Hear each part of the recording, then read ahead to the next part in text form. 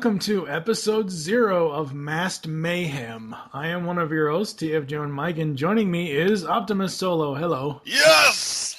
Today we are going to be premiering the next new GCRN cartoon review podcast, all about that classic 80s cartoon series, M.A.S.K. Yes!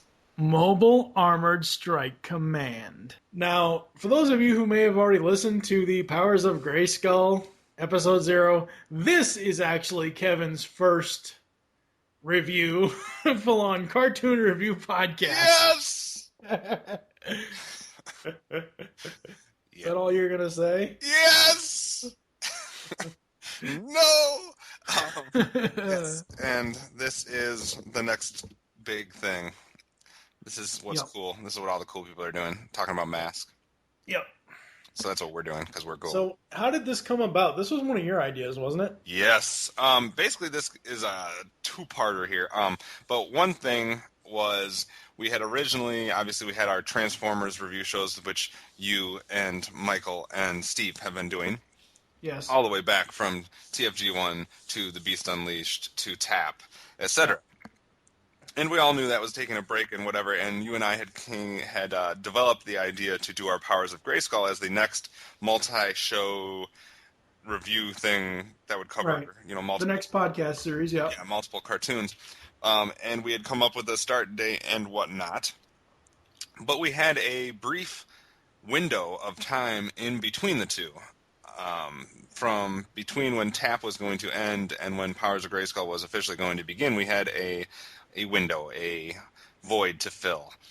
And I think somewhere along the conversation we were talking about stuff that we would like to cover, and the idea of M.A.S.K. came up, and it's not that long of a show, and there was just one version of it. It's not like, He-Man or Transformers where we've had multiple cartoons. Right. So the idea came of putting something in that void, and M.A.S.K. was the choice. And that kind of goes right into the other thing that we're going to be talking about is we both were fortunate enough to get our hands on some DVDs. Yes. Before we get to that, we need to talk about the title of the show. When you first came up with... Hold on. Oh, no, hold on. Before you go, a little behind the scenes for you all. Whenever it comes to naming a show, oh god, it probably takes us longer to come up with names of shows than it does to actually do the shows themselves, because we have very different tastes in titles and acronyms. I never actually came up with any titles for this show. No, but you are very much an acronym freak. Well, if it makes sense. Okay, part of that isn't because I like the acronym freak part of it. Part of it is that if it's something marketable, if it's something that sounds really good coming off the tongue, if it's something that I can build up in a fan page post or a blog post. People that know not what we're talking about, what we're meaning when we say acronyms is, for example, the Transformation Animation Podcast. He came up with that name so that it could be TAP, T-A-P, as an acronym because he has OCD, or not OCD, he's Rain Man when it comes to acronyms. So we had to come up with a name for this show, and I have no idea where you're going with that. We had to come up with a name for this show. I had nothing to do with the title or anything like that. You had sent me Masked Mayhem, and you had sent M&M, and the first thing I said was, no, we are not having a show acronymed after a white rapper. No, instead we have a show acronymed after a candy that melts in your mouth and not in your hands. Yeah. This is not a podcast that's going to melt in your mouth and not in your hand. For the record, though, Mass Mayhem, we do have periods after every letter. Right. So the whole thing's an acronym. Right.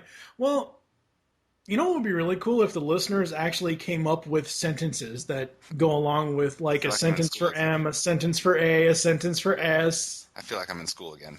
Shut up. Yes, so we came up with the Masked Mayhem, or you might be seeing it as M&M.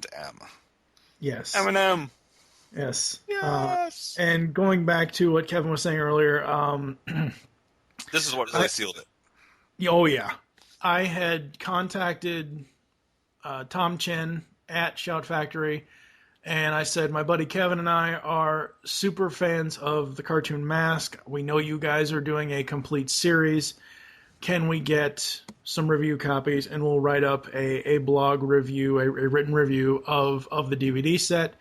He said, sure. At this point, I had gotten a couple other things from Shout Factory. I know Steve Megatron has gotten a couple other things from Shout Factory. So he sent out a copy of M.A.S.K for me and a copy of M.A.S.K for you. We wrote up the review. That was the most detailed DVD review I've ever done. And people should go check them out.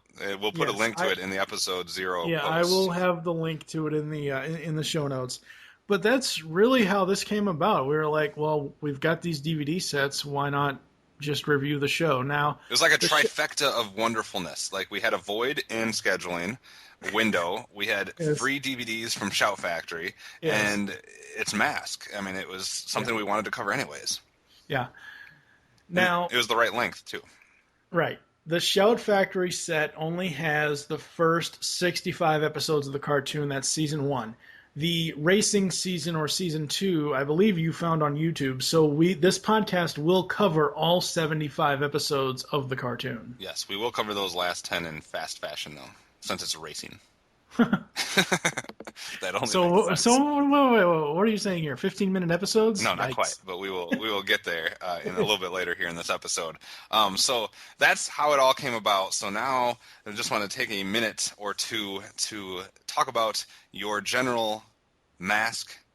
mayhem memories. I just want to get as many M's in there as possible. Your M.A.S.K. memories from your childhood.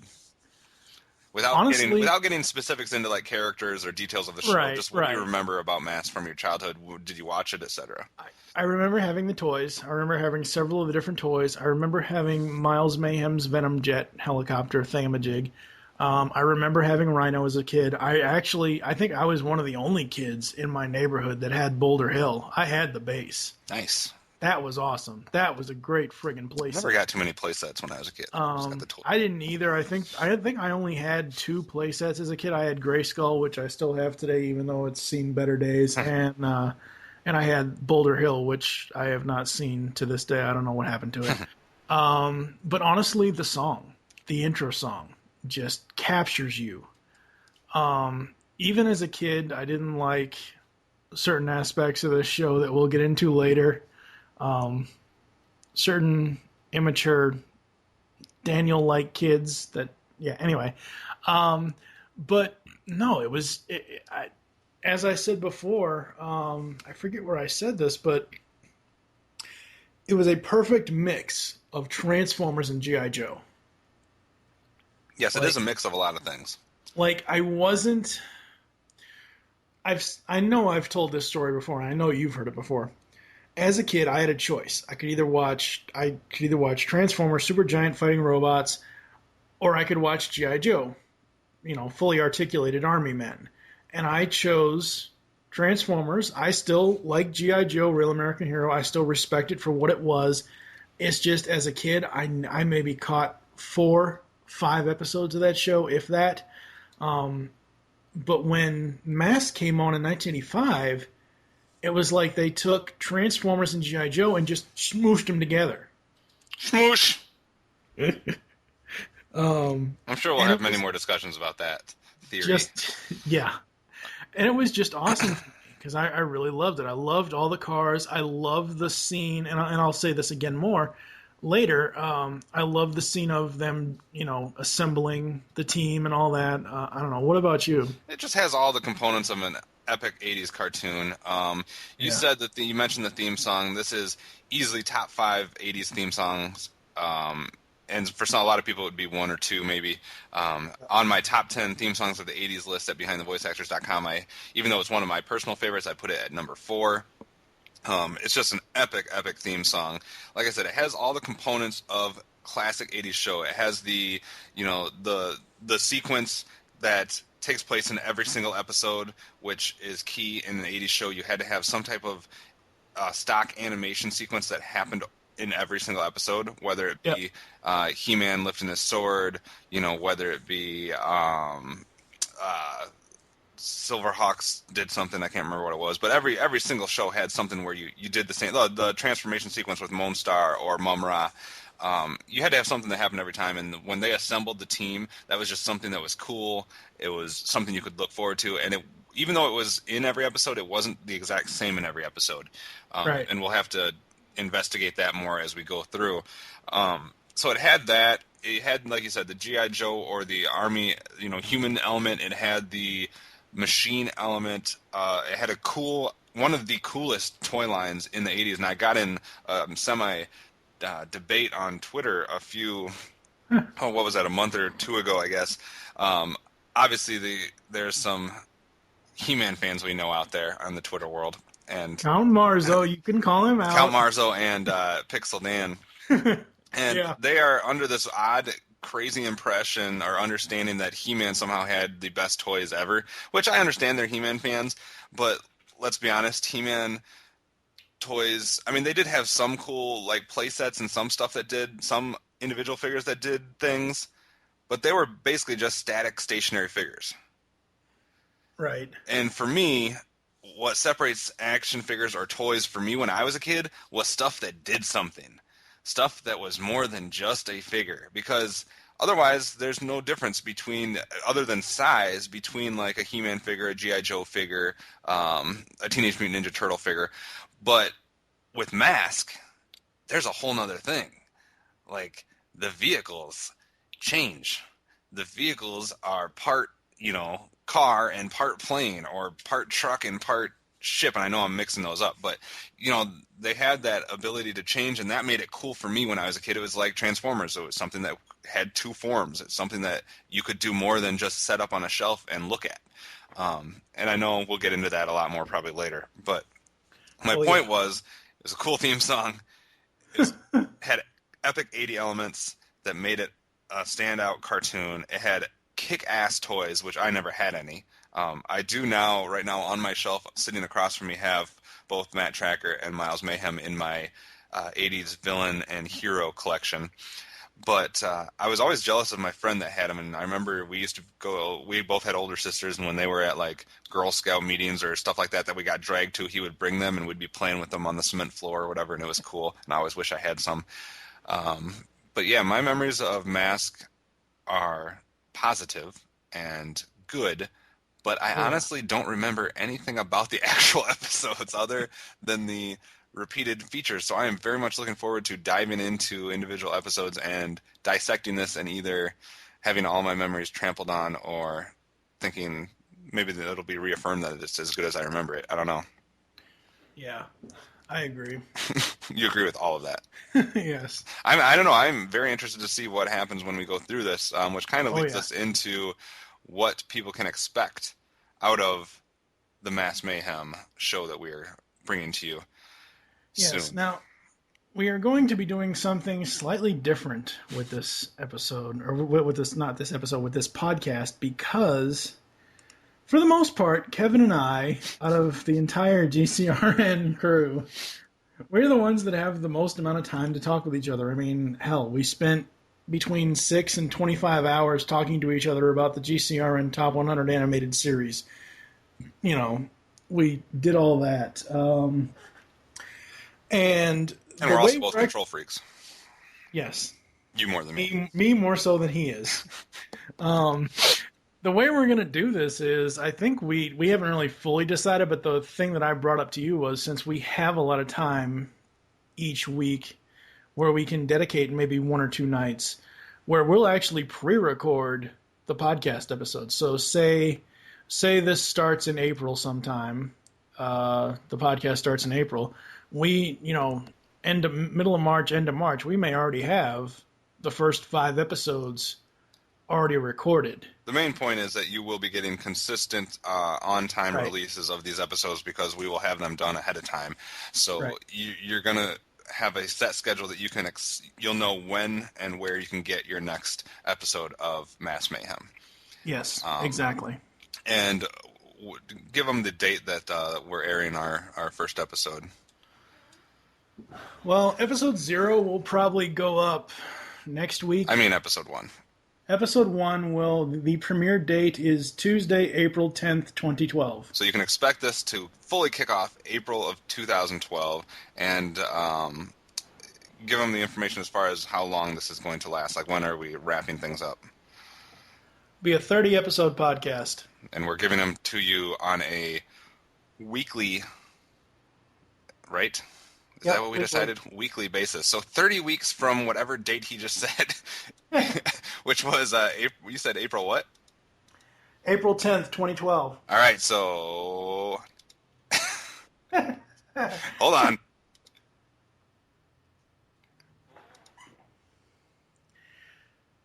Do do do do do do do. So we'll be ending in September sometime. Is that right? Does that sound right? Yeah. Okay, so we're going to be going April to September of 2012. Yes, we had that all planned out what we were going to say right then. Um, so April to September of 2012 is when you can be expecting Mass Mayhem on a weekly basis. There will be no interruptions. There will be no hiatuses. There will be no delays. Like some other podcasts on this network. There will be no delays. And the podcast, as far as what each individual podcast will be, as far as what it's covering, you're going to see a little bit of differences between maybe some of the Transformers podcasts that you've had. We'll be varying. Most of our episodes will be covering 2 episodes of M.A.S.K. Right. About half will be covering 2 episodes. About half will be covering 3. Yeah, and that's because, again, it goes back to our control freak issues. See, he likes to do 3 or 4 episodes per show. I like to do 1 or 2. So we've compromised, and you'll be getting kind of a back and forth where some episodes will be covering 2 shows, some will be covering 3. There will be 1 episode at the end where we cover 4. Right. But that's because we're going fast through those racing episodes. Yeah. I did want to bring up a couple episodes for people to be watching out for or looking out for, just as a little sneak preview kind of thing. Right. Obviously, episode 1, which we just gave the date for, we will use that to kind of do something different that I don't think we've ever done on any. I don't think you've ever done this on any of your other shows, because usually we just jump in straight into the episodes. Yeah. We're using episode 1 to actually give you because what happens if we don't do this is we spend half of the first episode talking about it anyway. Yeah. So we're going to break down all of our thoughts on the characters, our thoughts on the voice actors, our thoughts on just stuff in general on the episode or on the series, and then we'll jump into episode 1. So episode 1 of this podcast will be a combo of general talk and the actual first episode. Right. Another episode to be looking out for. So after episodes 1 through 25 will be season 1. So the first 25 episodes of the podcast will all be about season 1. We will use episode 26 to both recap season 1 and to preview season 2. And then it'll just be 27 through 29. Just 3 episodes to cover season 2. And then episode 30 will be the final episode where we both recap season 2 and we recap the series overall. Did I miss anything? No. So that is what you can expect out of the mayhem that is Masked. Yes. Which is hard to say. Masked.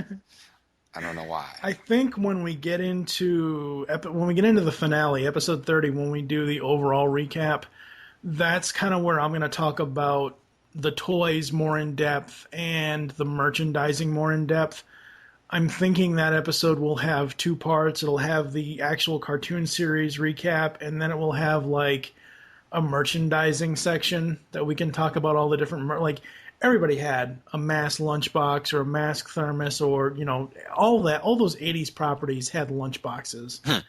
So we'll be talking about that in the finale. We're not actually going to dedicate an entire episode to the toys because, as Kevin has said, he never really had them, even though he played with his friends' toys.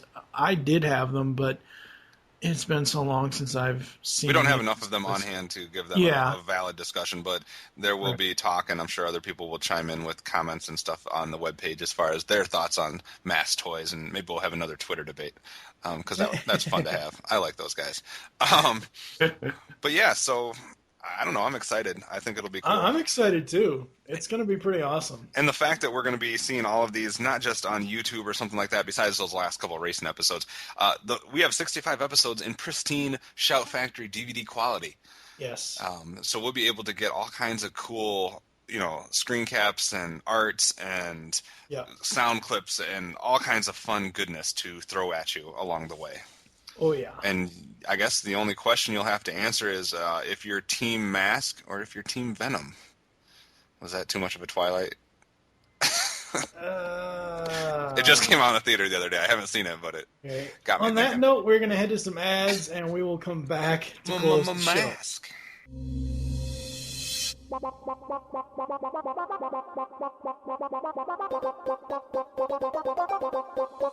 You can now hear the Geekcast Radio Network while on the go with Stitcher Smart Radio. Stitcher is a free-use and talk mobile app available for your smartphone. And when you download Stitcher to hear Geekcast Radio, you'll have a chance to win money. Downloading is quick and easy. Just find Stitcher in the App Store. During registration, hit the promo code box and enter Geekcast Radio, all one word, to get automatically entered to win $100. The latest episodes of the shows will be waiting for you in your favorites. You'll get access to lots of other amazing shows too. Always available to you on demand, no syncing. It's Stitcher Smart Radio. Don't forget to enter promo code Geekcast Radio when you register.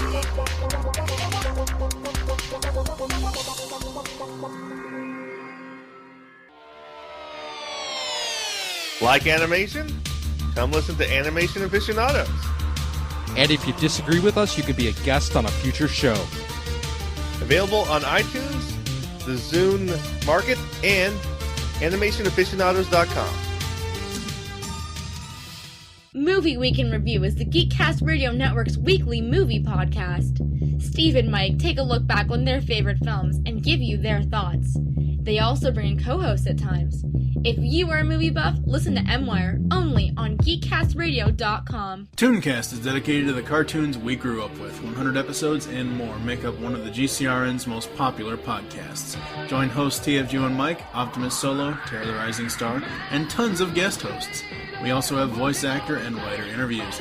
Tune in to Tooncast as we look back on the cartoons that defined us as geeks. You can find Tooncast on iTunes and the web at www.geekcastradio.com. Tune in.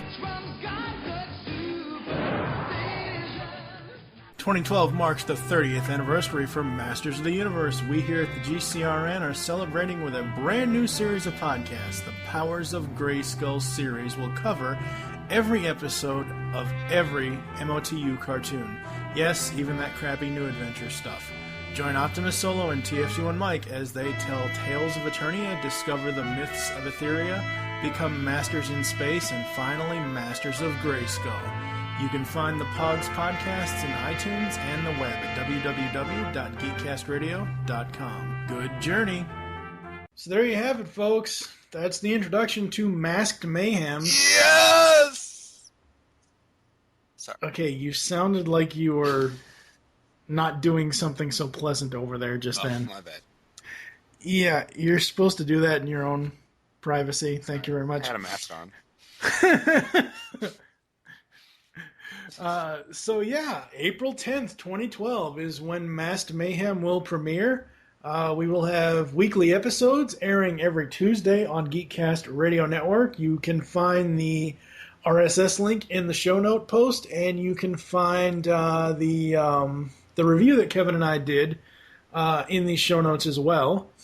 Thank you for joining us here on Masked Mayhem. There are several ways you can contact with us or leave feedback for the show. Visit the website, geekcastradio.com. You can comment on each episode post. You can stream the shows now in Stitcher. Go to Stitcher.com. It's a free app for your mobile phone.